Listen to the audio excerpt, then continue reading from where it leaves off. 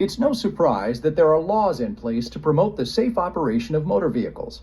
These laws help you get around more quickly and help you avoid being involved in a collision. And let's face it, no one wants to be involved in a collision, especially if it's your fault. Fortunately, there are laws that govern the behaviors of all drivers. These laws can also help you predict what other roadway users will do, which helps reduce your driving risk. The traffic control laws explained in this chapter are based on the Federal Uniform Vehicle Code, which means they generally apply in all states. Although there is a lot of consistency in the laws among the states, each state will have some unique laws. That's why it's important to read your state driving handbook. Let's start with the basics, the administrative laws that govern licensing and vehicle ownership and operation. Did you know that you don't actually own your driver's license? Your license is owned by the state, and it is granted to you under certain conditions. That means that your license can be taken away if the state has a reason to do so. Just as you're required to earn your license, you can earn your way out of being licensed as well. Unfortunately, many drivers consider driving to be a right instead of a privilege.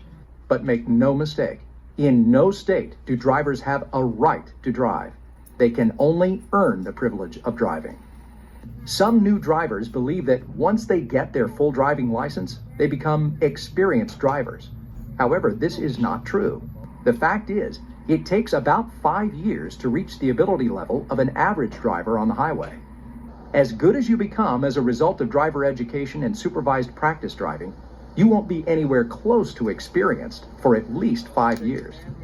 Once you earn your license, it's all up to you. You are in charge of how you drive. You can adhere to laws, stay safe, and get where you need to be, or you can drive poorly, break laws, and put yourself and your passengers at risk, in which case you'll lose your license and the privilege of driving. Other administrative laws address how drivers must be able to pay for injuries and damage that they cause because of a collision. Most drivers choose to purchase automobile insurance. Insurance policies can help protect you from claims made by other people who suffer injury or loss in a crash that was determined to be your fault. No matter which option you use to satisfy your state's requirement, do not drive until these details have been worked out. You must be protected at all times. There are many rules of the road that don't appear in traffic signals or on signs. They appear in law books and generally in your state driving handbook. We'll start by taking a look at issues related to right-of-way. The first, and perhaps most important rule is, a driver can never take the right-of-way. It is always given by one driver to another. Just because the law states that driver A should yield to driver B, the privilege to proceed first is not automatic. The next important rule is that you should never assume that another driver will yield to you, even when he or she is legally obligated to do so. This is why it's so important to pay close attention to the vehicles around you. You can often pick up clues to other drivers' intentions, even if they don't see you. If you're going to assume something about another driver, assume the other driver is completely unaware of your presence and will take the action that puts you at the most risk. If you have already anticipated a driver's worst move and developed a plan to deal with it, you have prepared well. There are some basic rules covering who must yield the right-of-way to whom. When it comes to pedestrians, the consequences of a right-of-way failure can be really serious.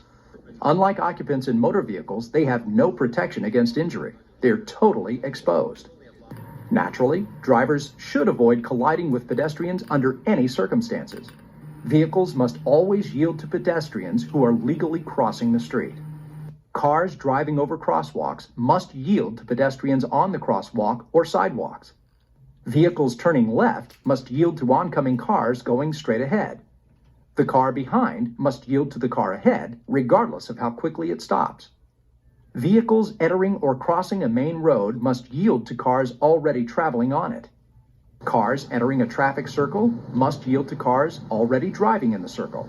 Vehicles may not enter an intersection unless they can clear it or drive all the way through without stopping. It's illegal to block an intersection, even if the light was green when you entered it. That's what causes gridlock. Cars must yield to emergency vehicles, whether they're approaching from the front or from behind. In this case, you need to pull as far off the road as possible.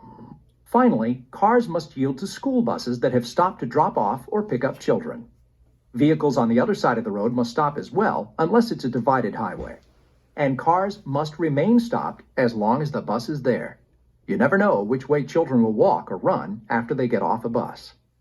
In addition to right-of-way rules, there are rules that regulate the lanes that we can use. If you have to stop, you must pull out of the travel lane. When you're on roads with more than one lane, you should drive in the right lane and save the left lane for passing. When there are 3 lanes, the center lane is generally best for driving straight through. Smooth travel in the right lane may be interrupted by cars entering or exiting the road. When turning corners, there is one basic rule for lanes. Start from the lane closest to the direction you want to go and turn into the lane closest to where you came from. For example, if there are 2 left turn lanes and you start the turn from the inside lane, you must remain in the inside lane. If you start the turn from the outside lane, you must stay in that lane. Likewise, if there are multiple right turn lanes, you must turn into the lane you originated from and not cross into adjacent lanes. Whichever way you turn, do not switch lanes in the middle of a turn. Other vehicles are nearby, and you may collide with them.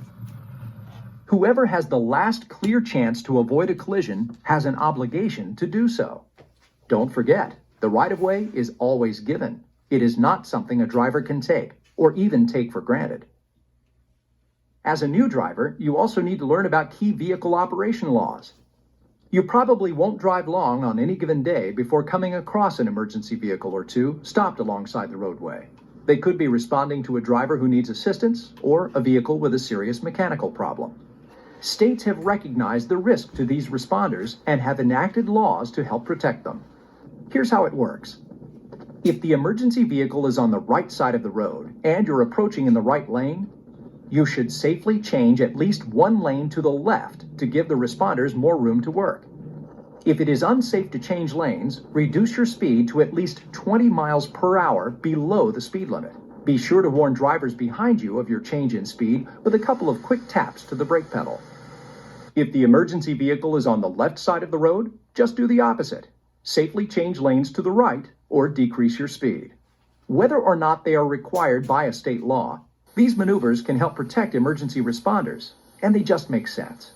Another important vehicle operation issue is the distance between your car and the vehicle ahead. Following too closely behind a vehicle is sometimes referred to as tailgating. Tailgating is risky because you may not have the time or space to make an evasive maneuver if you need to. Drivers who don't leave enough space between their vehicle and the one ahead may receive a citation. And, generally, if the driver behind runs into the back of the car ahead, it's the driver behind who is at fault in the collision. When and how you signal before turning and stopping are also governed by traffic laws. Signaling allows you to alert other drivers of your intended actions. This way, they can adjust their driving to respond to you, and they're less likely to need to make emergency maneuvers to avoid you when you turn or brake. Your state's driving handbook will specify when you should begin to signal. There are even laws about stopped cars. Once you stop your vehicle, be sure to properly secure it. Never let a vehicle stand unattended without first stopping the engine, locking the ignition, removing the key from the ignition, setting the parking brake, and turning the front wheels appropriately on a grade. States have many more laws to address reckless driving behaviors that can cause collisions and injuries, such as aggressive driving, road rage, reckless driving, racing on public roads, and driving after consuming alcohol or other drugs. Still other laws address distracted driving, drowsy driving, and even littering. Be sure to check your state's driver handbook and laws for complete information. And remember, the rules and laws that govern driving are in effect all of the time, regardless of whether signs, signals, or markings are posted. To get a license, you must know your state's driving-related laws. Knowing the laws and abiding by them at all times can help save lives. Things can move pretty quickly on today's roadways. Even one mistake caused by ignorance of a law could cost someone their life.